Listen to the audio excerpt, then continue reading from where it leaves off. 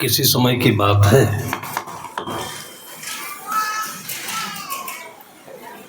जहां अभी आने वाले महीनों में प्रयाग का कुंभ मेला लगने वाला है। जेठ का महीना था।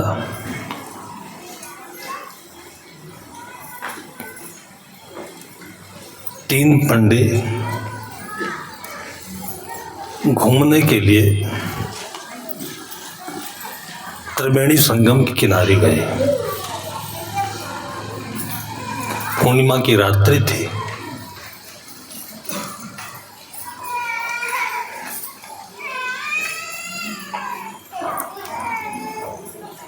तफरी लेने के लिए भांग खा रखे थे,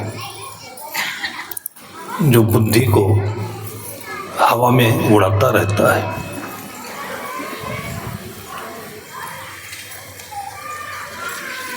तीनों के मन में बिना विवेक के विचार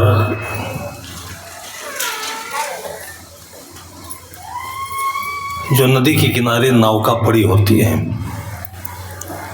उसमें बैठे और नौका से हम लोग तफरी लेते हुए काशी पहुंचे। गंगा नदी वहां से बहती हुई बनारस पहुंचती है। तीनों बैठ गए, बारी बारी करके पतवार चलाने लगे। एक थक गया, दूसरा चलाने लगा, दूसरा थक गया, तीसरा चलाने लगा। चलाते चलाते तीनों थक गए, कई बार चलाए। रात भी बीत रही थी। सुबह के पक्षी कलरव करने लगे। एक ने कहा, देखो भोर होने को है, हम लोग काशी पहुंचे कि नहीं। आँख खोल करके इधर उधर झांकते हैं तो कहते यार, लगता है हम लोग अभी प्रयाग में ही हैं क्या। दूसरे ने कहा कि बेवकूफ हो, रात भर हम लोग चले हैं, प्रयाग में कैसे रहेंगे, वहीं से तो चले हैं। तो कहा देख लो ठीक से। दूसरा देखता है तो भी यही कहता है कि लगता है प्रयाग में है। तीसरा बहुत गुस्सा आया, उसने कहा उतर के ठीक से देखो। जब तीनों नौका से उतरते हैं, ठीक से देखते हैं चारों तरफ, जोर से हंसते हैं, कहते हैं यार ये तो नौका की जो रस्सी है वे खूंटे में ही बंधी है। पूरी रात चलाते रहे, नौका हिलती रही, चली कहीं नहीं, क्योंकि उसकी जो रस्सी थी वो खूंटे में बंधी थी।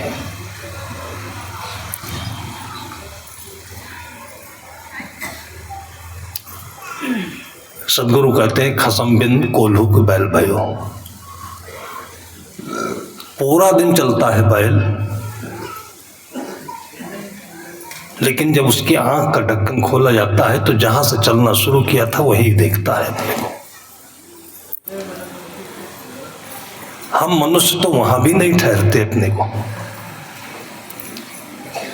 बचपन से वृद्धावस्था तक का आकलन करें तो जो खुशी, जो निर्दोषता,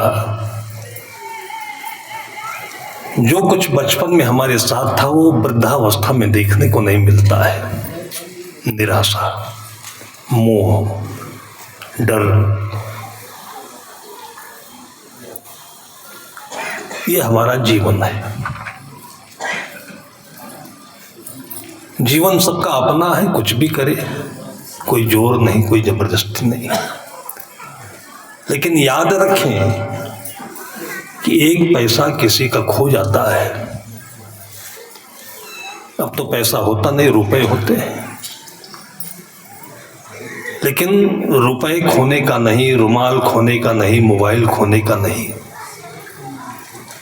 खोने का एहसास जो होता है ये दुखदाई होता है। कोई भी चीज आपके साथ हो, वो खोता है तो आपका मन बेचैन होता है।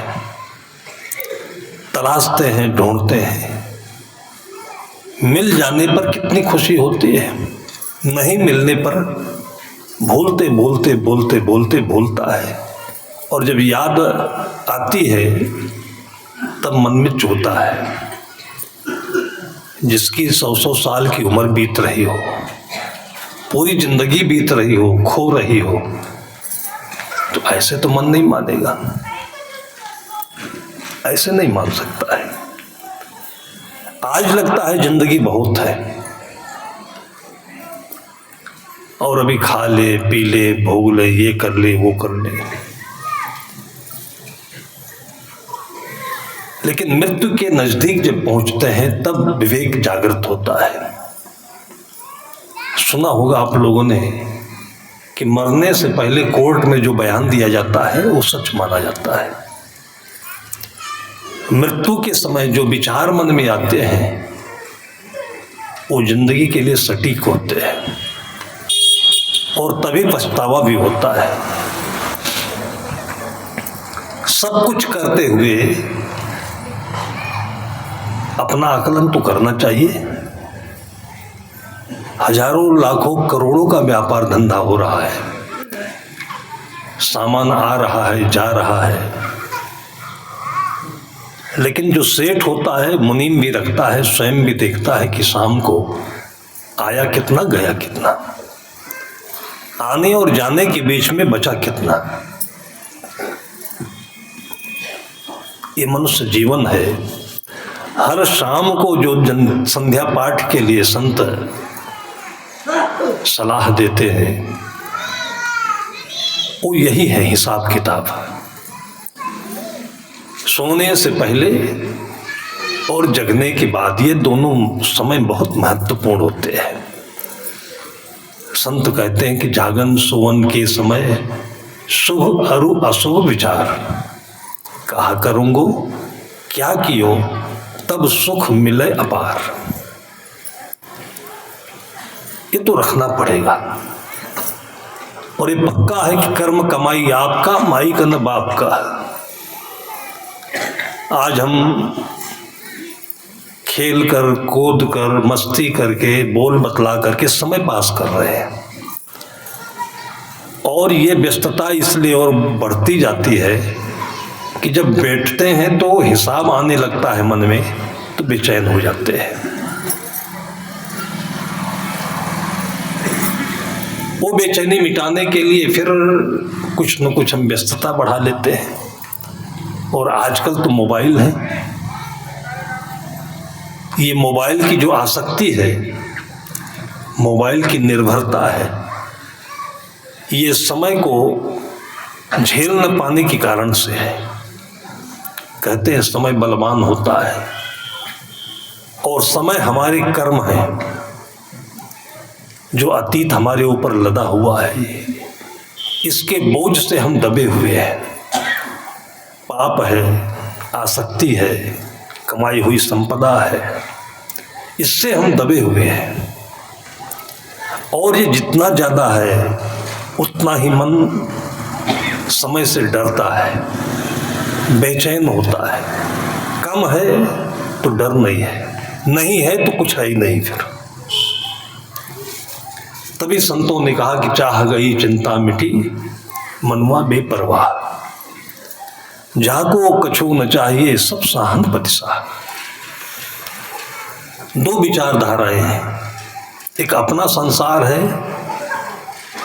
और एक यथार्थ संसार है।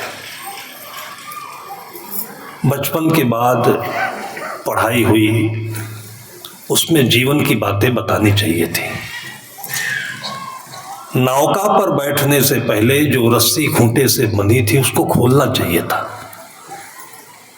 तो फिर इस जीवन की नौका पर बैठकर चलते चलते चलते चलते बनारस में मुक्ति के धाम पहुंच जाते हैं। बनारस इसलिए याद किया जाता है कि वहाँ संतों महापुरुषों की नगरी होती थी और जीवन भर थक कर माया के पीछे कुछ हासिल नहीं होता था तो उसको समझने के लिए लोग काशी चले जाते थे। अभी भी परंपरा है, अब कई काशी बन गए। कोई अयोध्या जाता है, कोई बद्री जाता है, कोई वैष्णो जाता है, कोई आश्रम जाता है, अपना हिसाब किताब समझने के लिए जाता है। और जाना भी चाहिए, नहीं जाएंगे तो मौत अधूरी होगी।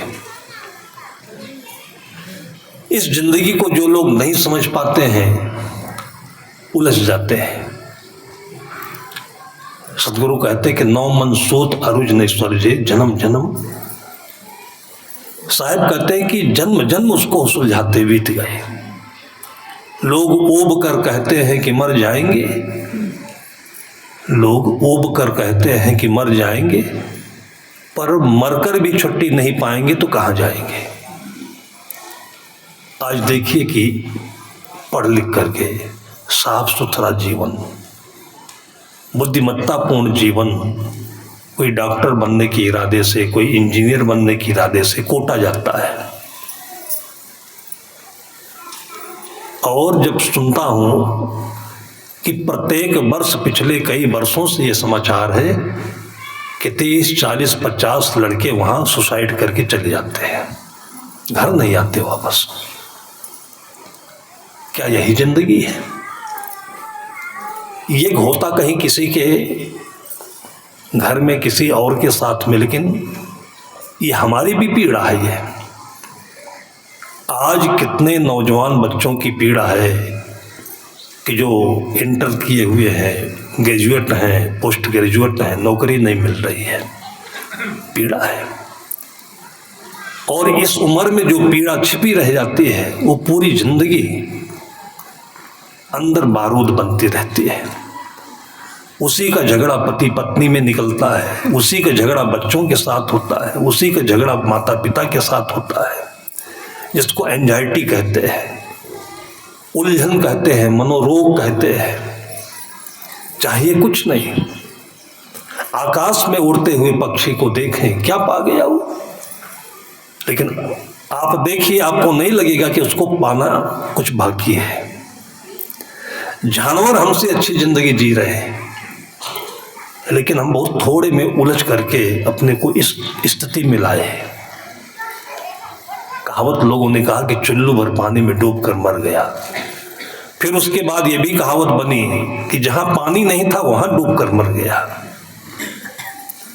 कोई कारण नहीं, लड़ाई की झगड़े की कोई कारण नहीं है। अच्छा सुंदर जीवन जी सकते थे। यहीं बिलासपुर में 4-5 वर्ष पहले की घटना मैंने सुनी। कोई आदिवासी घर का लड़का था। इससे पहले जो मुख्यमंत्री थे आपके प्रदेश के, भूपेश बघेल जी, उन्होंने हमको एट ए टाइम वहाँ कहीं अपने दौरे पर गए होंगे, उन्होंने देखा तो मोबाइल से पूरा समाचार बताया। आदिवासी घर का लड़का था, उसके माता पिता लकड़ी काटने का काम करते थे, लेकिन उनको ये मन में था कि मेरी जिंदगी ऐसे लकड़ी काटते बीत गई, लेकिन अपने बच्चे को पढ़ाऊं, आधुनिक बनाऊं। इन दोनों विचारधाराओं में भी हमें यथार्थ खोजना चाहिए। दोनों में कोई खास अंतर नहीं है। कोई लकड़ी काट कर, कोई हल जोत कर, कोई लोहा पीट कर, कोई कपड़ा सिल कर, कोई खेती करके जिंदगी बिताता है, वो जीवन। और जो कोई नौकरी पा गया है, टीचर है, तहसीलदार है, कलेक्टर है, कप्तान है, उसका जीवन। ये केवल एक दूसरे के देखने में फर्क है। शेर कहता है कोई,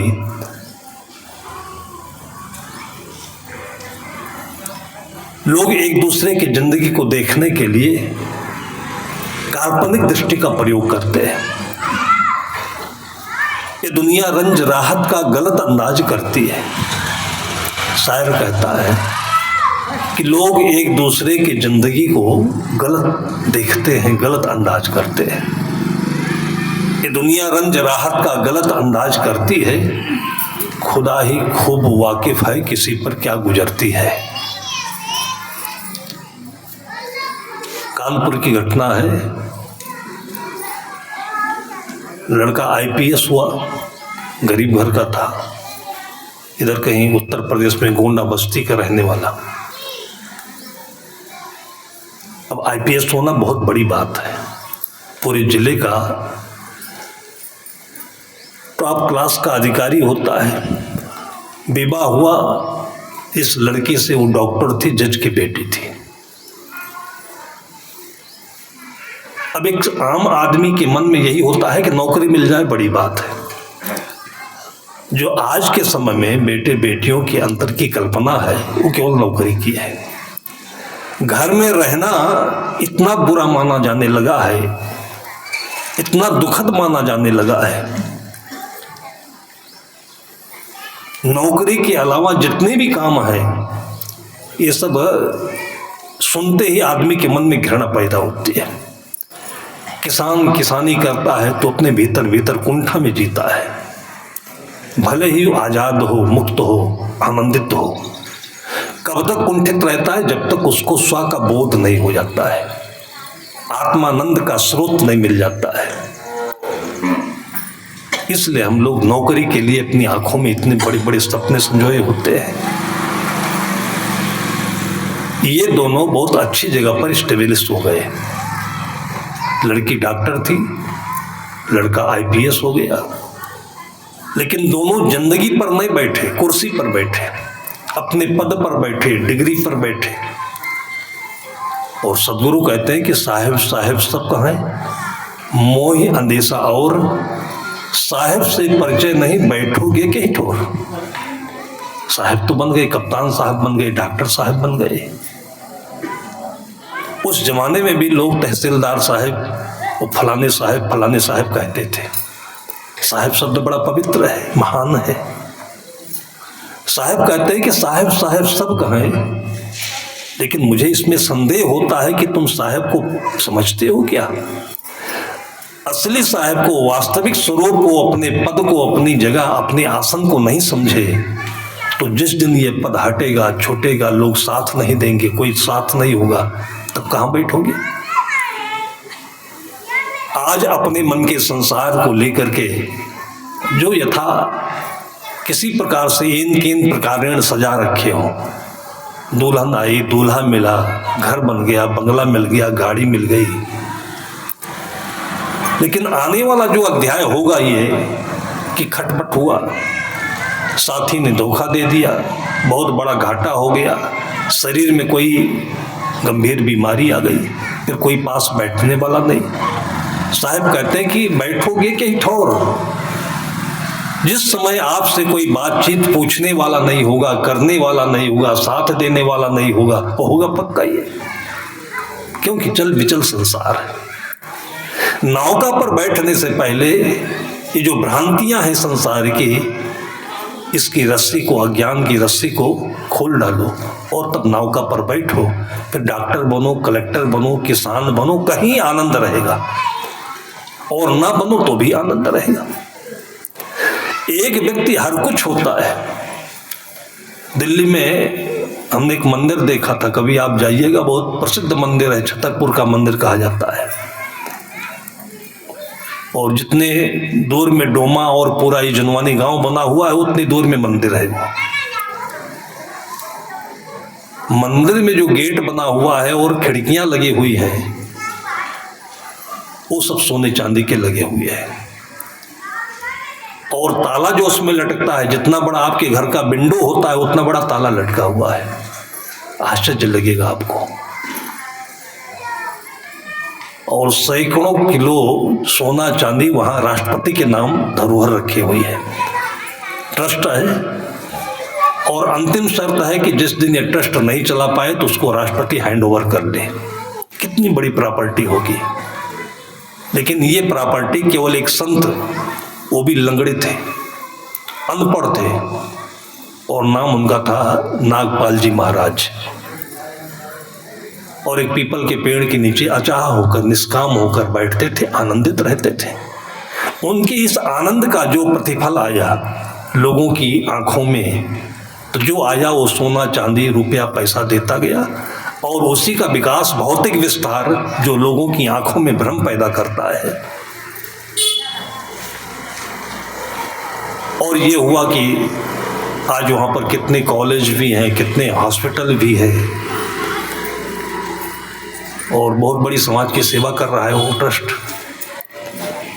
लेकिन वो एक व्यक्ति जो संत नागपाल जी महाराज थे, अपनी वही 35-40 की उम्र तक के बीच में इतनी बड़ी संपदा इकट्ठी कर दी है, लेकिन वो ऐसे रहते थे, ऐसा लगता था कि इनका यहाँ कुछ नहीं है। 10-20 डॉक्टर हमेशा उनकी सेवा में, उनका फिजिकल टेस्ट करने के लिए, चेकअप करने के लिए लगे रहते थे। पार्लियामेंट से, मंत्रालय से जो रिटायर होते थे सेक्रेटरी लोग, वो आते थे उसमें सेवा देने के लिए। इन सब लोगों ने सारी दुनिया के सजे हुए सजावट को देख करके, छोड़ करके, तब फिर वहां अंकिंचन होकर बैठते थे। सदगुरु कहते हैं कि साहेब से परिचय नहीं, बैठोगे के ठोर। आज आप जो दुनिया सजा रखे हो, ये तो चल बिचल वाली दुनिया है, इसमें कभी भी कुछ हो सकता है। अभी बांग्लादेश में आप देख रहे हैं क्या हो रहा है, अफगानिस्तान में पहले देखा था, सीरिया में भी देख रहे हैं। बड़े बड़े अच्छे अच्छे झूमर वाले जो महल थे सब तोड़ डाले, निकल करके भिखारी होकर के लोगों को वहां से जाना पड़ा। तो ये तो कांच का ये महल है, कभी भी टूट सकता है, लेकिन बैठोगे के ठोर। हर सुबह से शाम के बीच में एक बार सोचना कि ये जो है नहीं रहेगा, तब कहाँ बैठोगे। और आपको जो चाहिए असली में, वास्तव में, वो पानी है। प्यास लगने पर साहब कहते हैं कि भोले मन समझ के लाद लदनिया, थोड़ा लाद बहुत मत लादे, टूट जाए तेरी गर्दनिया। अरबों रुपए आपके पास में हो तो गर्दन टूट नहीं रही है, काहे कि टूट रही है कि बेटे नालायक हो जाएंगे तो क्या होगा, ये इतना पैसा क्या हो जाएगा, कहाँ रख देंगे। अभी लखनऊ में एक बैंक में चोरी हुई है, ओवरसीज बैंक में 40 लाकर चोरों ने काट डाला, और उसमें रखे हुए जितने सोने के गहने थे सब उठा ले गए। जिनके गहने थे उनको जब चोरी नहीं हुई थी तो भी यही डर था, इसलिए तो वहां ले गए। बहुत बड़ी संपदा होने पर उसके नाश का डर प्रतिपल हमारे रूहों को खड़े रखता है। हमेशा अलर्ट रहते हैं, सही नींद नहीं सो पाते, सही भोजन नहीं कर पाते, चैन नहीं है इसमें। साहब कहते हैं कि जो वास्तविक ठिकाना है अपना, वो पता हुए बगैर इस स्थिति में पूरी जिंदगी जीना पड़ता है लोगों को। उस लड़के को आदिवासी ने जो संसार में सबको होते देखा कि सब बढ़ रहे हैं, जमीन बढ़ा रहे हैं, पैसा बढ़ा रहे हैं, नौकरी होनी चाहिए, उसको लगा कि यही सुख है। उसको अगर ये कप्तान और डॉक्टर की कोई घटना बताया होता तो पूर्व जन्म का कोई संस्कार हो तो समझ में आ जाए, लेकिन समझ में भी नहीं आता है। भारतीय परंपरा में इसलिए बचपन से रामायण की कथा सुनाई जाती थी कि आज शाम को जिसे राज्याभिषेक की तैयारी सुनाया गया है, और रात बीतते बीतते जिसको बंदबास सुना दिया गया हो और उसको एक रत्ती भर भी फर्क नहीं पड़ा हो, वो राम आपके भीतर में बसा हुआ है। इसलिए राम की कथा प्रत्येक बच्चे को सुनाना चाहिए। वो राम जिसको कोई फर्क नहीं पड़ता है। भाई आपको पानी बाहर से मिल रहा है, खाना पीना बाहर से मिल रहा है, बाहर से किससे, प्रकृति से मिल रहा है। अगर ये गेहूं, ये चना, ये दाल, जो कुछ ये प्रकृति दे रही है, हमें नाज है, घमंड है कि हम जोते हैं, बनाते हैं। आपको अपनी तरफ से एक गेहूं का दाना बनाना पड़े तो देखिए छठी का दूध निकल जाएगा। फिर भी हम लोग घमंड लेकर घूमते हैं। हम तो केवल मिट्टी में मिला देते हैं, डाल देते हैं, और उसके बाद 4 महीने के बाद काट देते हैं, फिर भी घमंड लेकर घूमते हैं। जिसने ये बनाया उसका आप धन्यवाद बनाओ, पहले से है वो। ये हवा, ये धूप, ये पानी, जिसके बगैर आपका शरीर नहीं चल सकता, ये पहले से है। इसको कोई डॉक्टर ने नहीं दिया, किसी नेता ने नहीं दिया, किसी आदमी ने नहीं दिया। प्रधन कृति जो पहले से कृति है, और उसी को ईश्वर कहते हैं, उसी को भगवान कहते हैं। भगवान शब्द सुन करके भ्रमित नहीं होना चाहिए। भा में 5 अक्षर, भगवान में 5 अक्षर होते हैं। भा है, गा है, वा में आ की मात्रा है, ना है। भा मने भूमि, गा मने गगन, वा मने वायु, आ मने अनल, और न मने नीर। गोस्वामी जी ने इसको बड़े गाने योग्य पद में कह दिया कि छित जल पावक गगन समीरा, पंच रचित या अधम शरीरा। इन 5 तत्वों से आपके शरीर की रचना हुई है। ये 5 तत्व आपके आसपास में खूबसूरती बिखरे हुए हैं। इनसे आप लगन लगाइए, इनसे मिलिए। सदगुरु कहते हैं कि जासो नाता आदि का बिसर गया सो ठौर। जिन तत्वों से आपका शरीर बिना बना हुआ है, उसको भूल करके अब 84 के बस पर कहे और की और। जब अस्पताल में पड़ जाते हैं, नाक में नली डाली जाती है ऑक्सीजन की, फिर हाथ में वो सुई पहुंची जाती है ग्लूकोज की, तब याद आता है कि पहले से ठीक से पानी पिए होते तो ये दशा नहीं होती। ठीक से धूप में बैठे होते, ठीक से हवा में चलते होते, तब ये दशा नहीं होती है। और आज जब हम इस लायक हैं तो इनकी अवहेलना करते हैं। घर में एसी लगा हुआ है, धूप में बैठने की क्या जरूरत है? हवा में घूमने की क्या जरूरत है? कोल्ड ड्रिंक मिला हुआ है, चाय बनी हुई है, पानी पीने की क्या जरूरत है? जो ओरिजिनल चीज है, आपका दोस्त है, आपका मित्र है, जो बचपन से आपके साथ आपको चला रहा है, चल रहा है।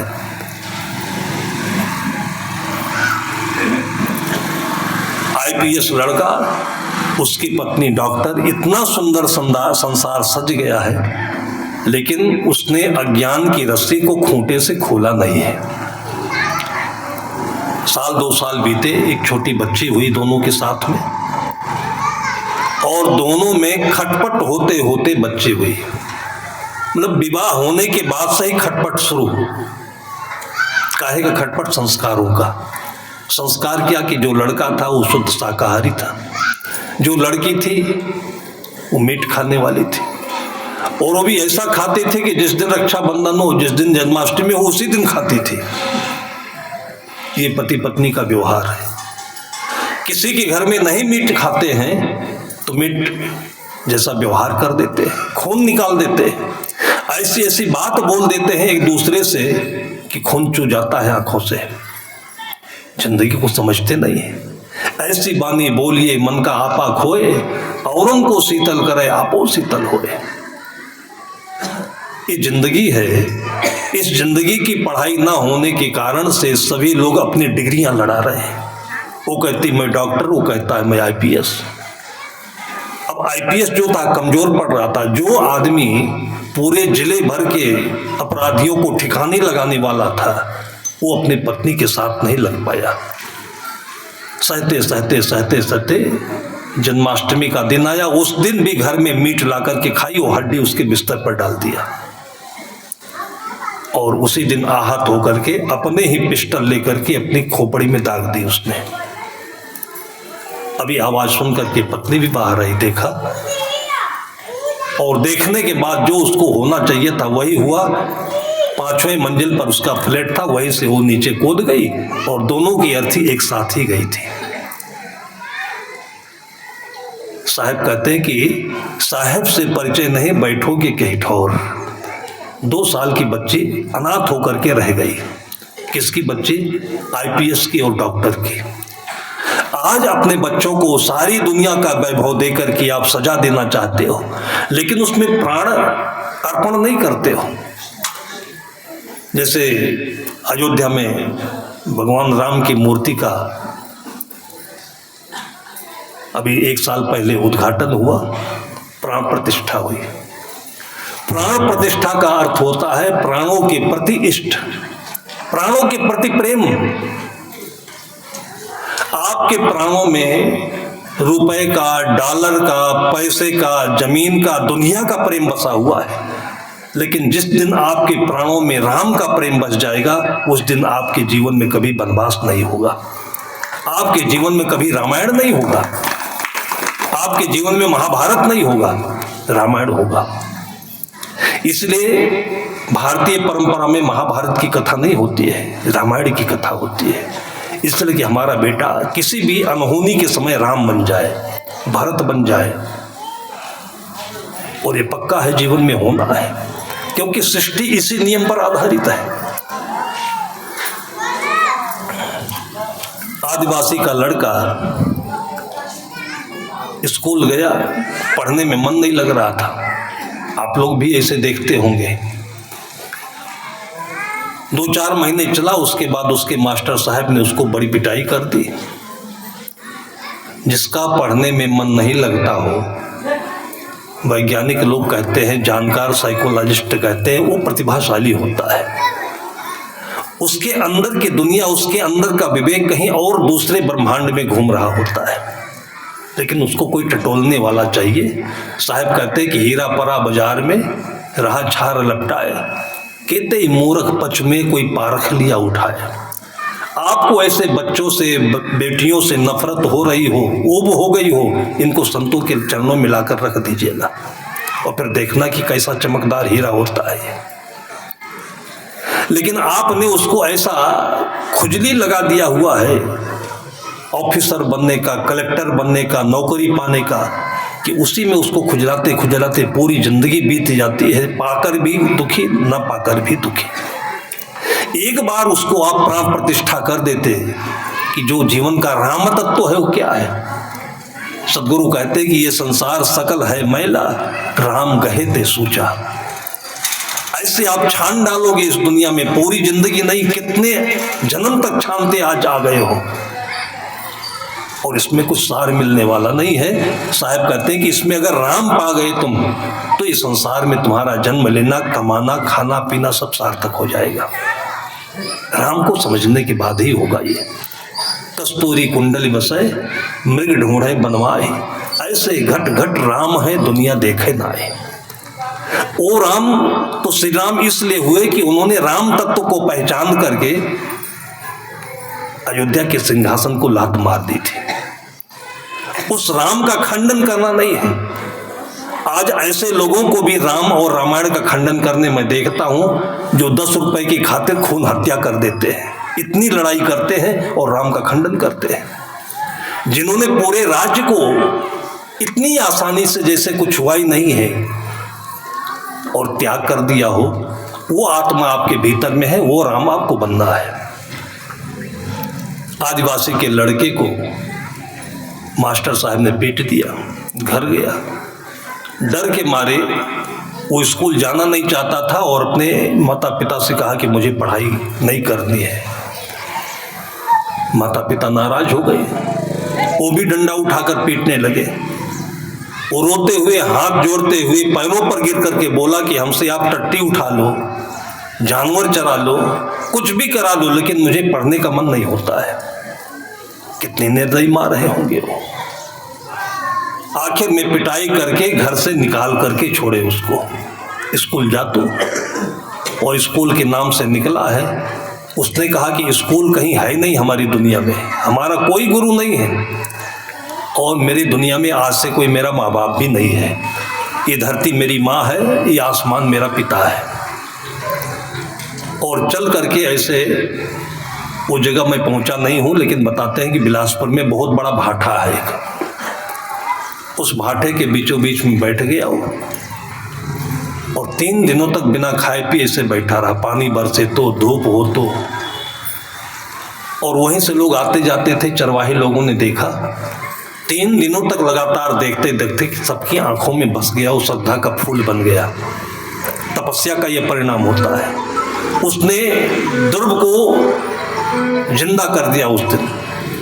कोई जमाने की कहानी आप सुनते होंगे कि राजा उत्तानपाद का बेटा ध्रुव, 2 माएँ थी उसकी, एक सवत थी, एक माँ थी। वो अपने पिता की गोद में जाकर खेल रहा था, तो जो सोत माँ थी वो डाह के मारे उसको झटक कर अलग कर दिया। अभी से राजा बनने का सपना देख रहा है। ये उसी ध्रुव की कहानी नहीं है, एक पिता के 2 पुत्र होते हैं, उसके घर की कहानी है। एक पिता का एक ही बेटा होता है, उसके घर की भी यही कहानी है। घर घर की ये कहानी है। इसलिए इन लोगों के नाम के माध्यम से हमारे अंतर का जो राम है, वो ध्रुव है, वो पहचान में आना चाहिए हमारे, ताकि ऐसे इमरजेंसी पीरियड में जैसे कोई वायरस आया आपके शरीर में तो आपको एंटीबायोटिक दिया जाता है, आपको काढ़ा दिया जाता है, ऐसे ही इन नामों को आप अगर अपने मन में गांठ बांध कर रखे रहेंगे तो एंटीबायोटिक का काम करेगा ये। जब कभी आपको अंदर में मुसीबत आई, धोखा हुआ, विश्वासघात हुआ, नुकसान हुआ, तो उस समय के लिए ये सारे शब्द आपके मन में काम आएंगे। ये ध्रुव रोता हुआ अपनी माँ के पास गया। माँ ने अपने सबसे से लड़ाई नहीं करी। उसने कहा, बेटा ये बहुत छोटी जगह है।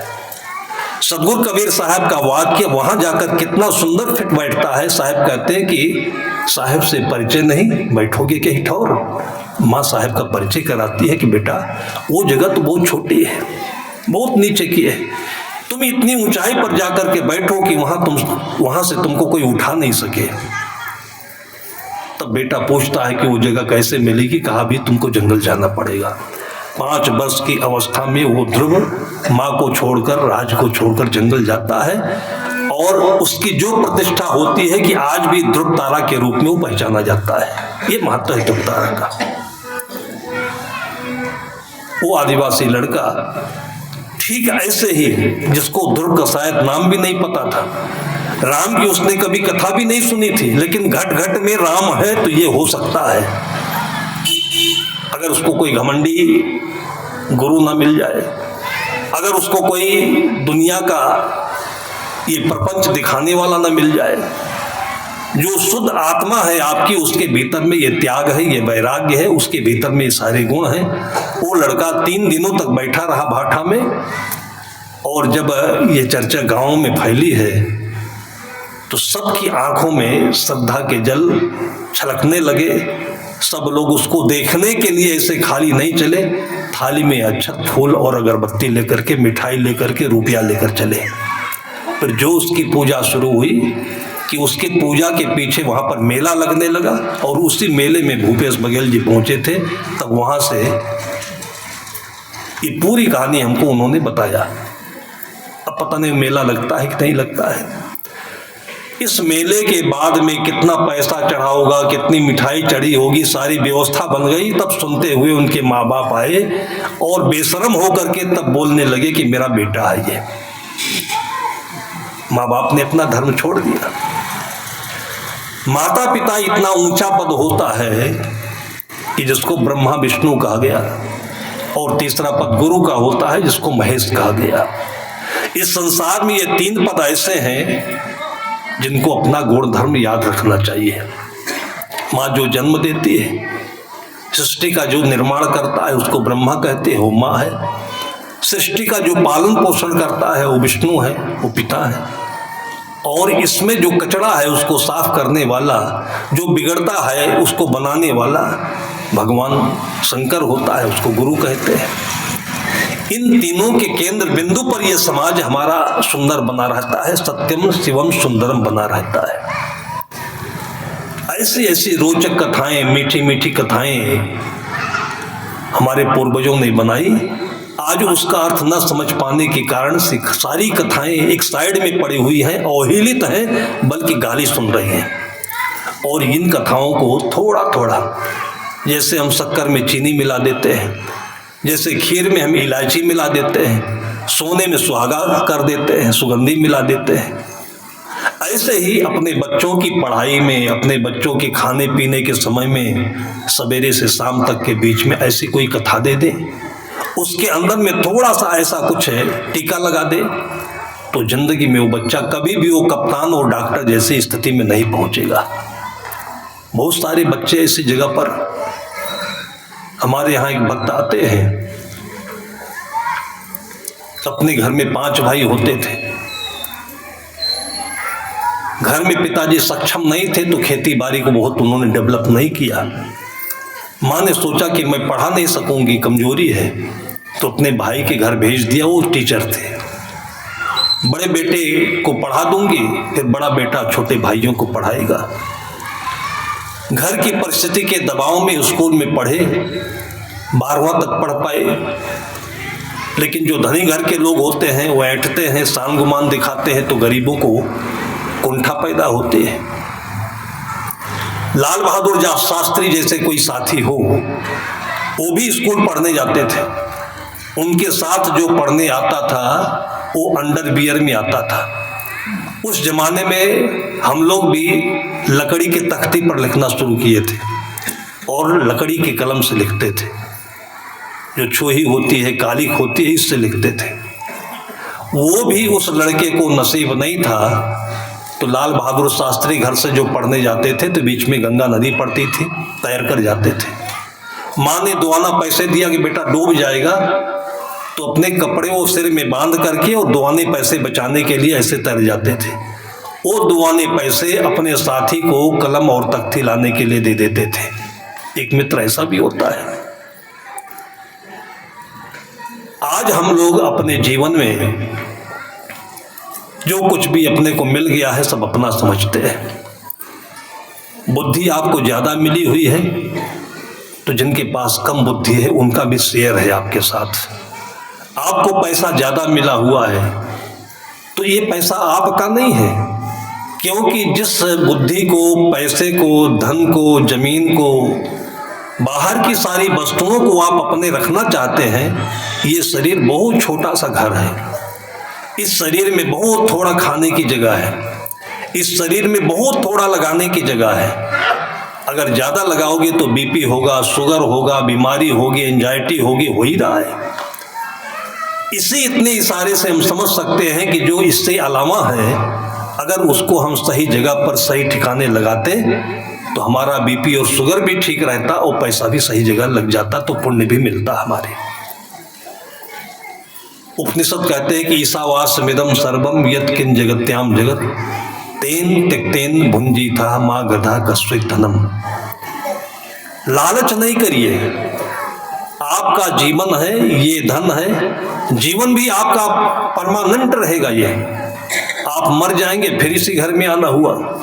अगर लालच में मरे तो कुत्ता बन करके आना होगा। फिर घर वालों की क्या पता कि हमारा दादा बाबा हैं कि हमारे घर के हैं। कि संत लोग की कथा सुनाते हैं, कोई सेठ जी थे, बहुत अच्छी दुकान थी, बेटा उनका बहुत नालायक था, लेकिन बेटे के प्रति बड़ा मोह था उनको।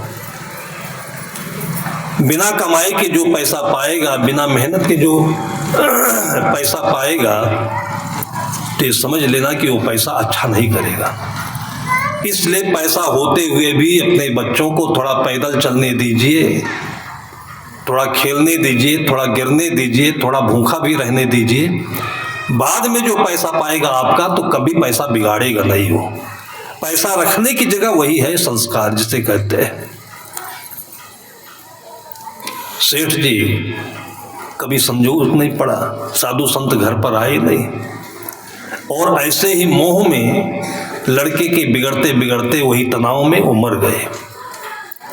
उनके मरने के बाद में जिस गद्दी पर पैसा आता था, जहाँ पर बहुत सारे ग्राहक आते थे, सेठ को मानते थे, उसी गद्दे पर तो शराब कराब शुरू कर दिया। बैठता भी नहीं था, जुआ खेलने चला जाता था। एक दिन ऐसा हुआ कि बाहर से जुआ खेल करके आया, गद्दी खाली पड़ी हुई थी, उस गद्दी पर देखा कुत्ता बैठा हुआ है। बड़ा गुस्सा आया उसको, साफ सुथरी जगह है, कुत्ता कैसे यहाँ आ गया। उसने डांट दिया, कुत्ता भग गया। उसकी आदत पड़ी हुई थी कि सुबह दुकान खोल देता था मुनीम के भरोसे, कर्मचारियों के भरोसे, और जुआ खेलने चला जाता था। लौट करके आया, देखा तो फिर कुत्ता बैठा हुआ मिला। बहुत गुस्सा आया उसको, फिर उसने डंडा रख दिया वहां पर, उस कुत्ते को डंडे से पीट कर भगाता था। उसी रास्ते से एक संत प्रतिदिन गंगा स्नान करने जाते थे। उन्होंने देखा कि रोज कुत्ता मार खा जाता है, फिर वापस आकर बैठ जाता है। वैसे आमतौर से होता यह है कि एक दिन दो दिन आपके घर कुत्ता आ जाए और रोटी नहीं पाए तो तीसरे दिन नहीं आएगा, लेकिन कुत्ता है क्या, क्यों आता है। फिर दिव्य दृष्टि से उन्होंने देखा, फिर उस दिन वो खड़े हो गए, उन्हीं के सामने कुत्ते को मारा और महात्मा जी खड़े हो गए। उस लड़के से कहा कि तुम इसको मारते क्यों हो जी। लड़के ने कहा कि महाराज जी, कुत्ता आकर के यहाँ साफ सुथरी जगह बैठ जाता है। तो महात्मा ने कहा कि तुम बेवकूफ हो क्या, तुमको दिखाई नहीं पड़ता? कुत्ता नहीं है, तुम्हारा बाप है ये।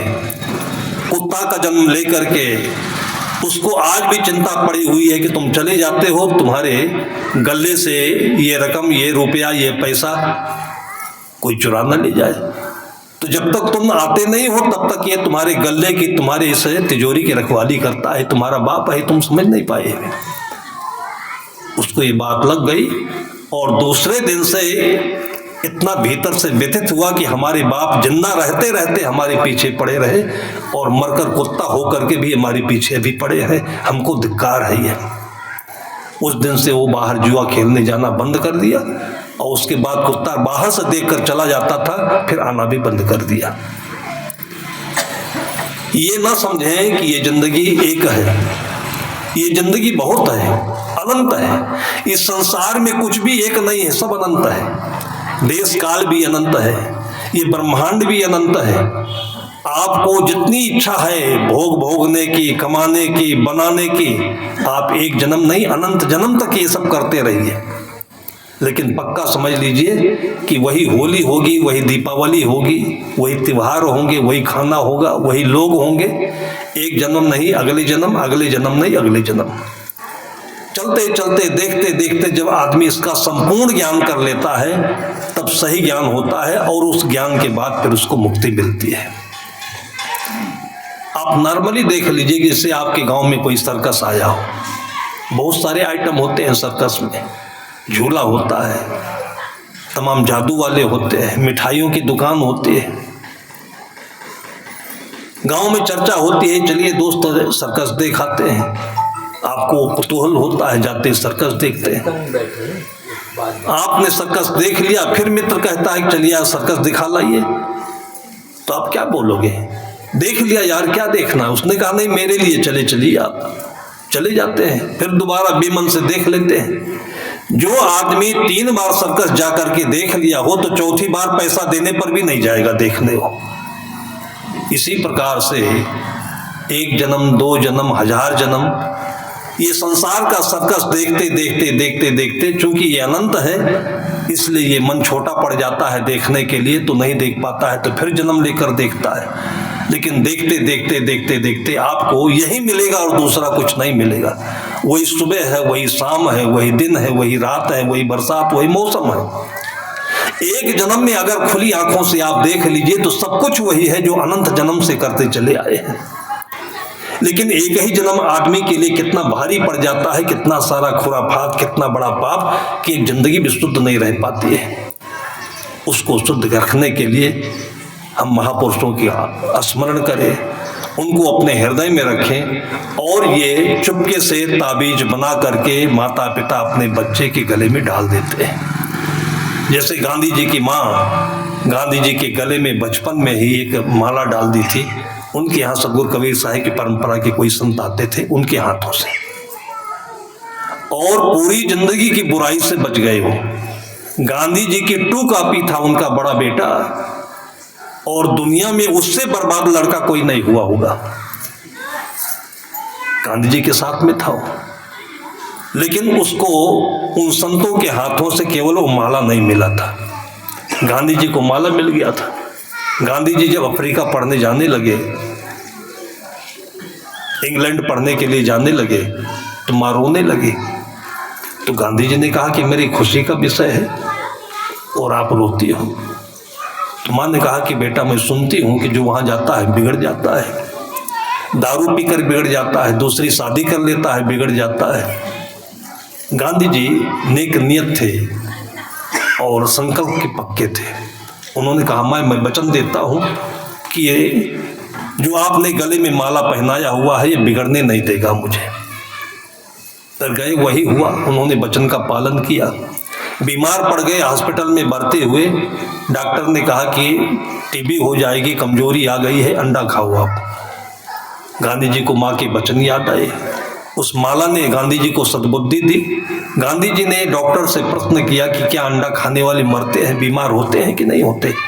कहा होना तो वो भी होते हैं, उन्होंने डॉक्टर से कहा जब वही कर्म वहां भी होना है तो फिर आप हमको बेधर्म क्यों करते हो? ये विवेक आपको जिंदगी में कौन देगा? ये माता पिता और गुरुजनों के कृपा से जो एक छोटा सा हीरा मिल जाता है, जो हमारे दिल को छूता रहता है। आप देखिए जो हीरा कलिम पहनते हैं हम लोग, ये हमारे कंठ से लेकर के हृदय को छूता रहता है, ताकि ये हमारे दिल को, हमारे दिमाग को दिल का स्पर्श देता रहे। तो समय समय से हमें जहां भी भटकाव होता है, कोई भी इमरजेंसी पड़ती है, तो हमको सद्बुद्धि का प्रकाश देता है। और इन संत परंपरा के बीच में जिन भक्तों ने इसका निर्वहन किया, उन संत महापुरुषों के साथ उनको भी हम याद करते हैं कि जिनकी कृपा से, जिनके सहयोग से आज हम लोग ऐसे दरबार में सहज में बैठे हुए हैं। आज यही चीज नए सिरे से करना हो, आप रूस चले जाइए, चाइना चले जाइए, आपको ये मुश्किल होगा। एक आदमी का भी बैठना मुश्किल है। आज हम लोग सहजतया ये चीज उपलब्ध किए हुए हैं। उन महापुरुषों को नमन करें और अपने जीवन को उनसे जोड़ करके सफल बनाए। ऐसे सबके घर आंगन में सौंदर्य देखने को मिलता रहे। इसी शुभकामना के साथ अभी की चर्चा को हम यहीं पर विराम देते हैं। प्रेम से बोलिए सद्गुरु कबीर साहिब की, संत समाज की, भक्त समाज की जय। अभी हम पूज्य गुरुदेव जी के अमृतमय विचारों से लाभ ले रहे थे। जिसमें कुछ भूल नहीं भगवान उसे ही कहते हैं,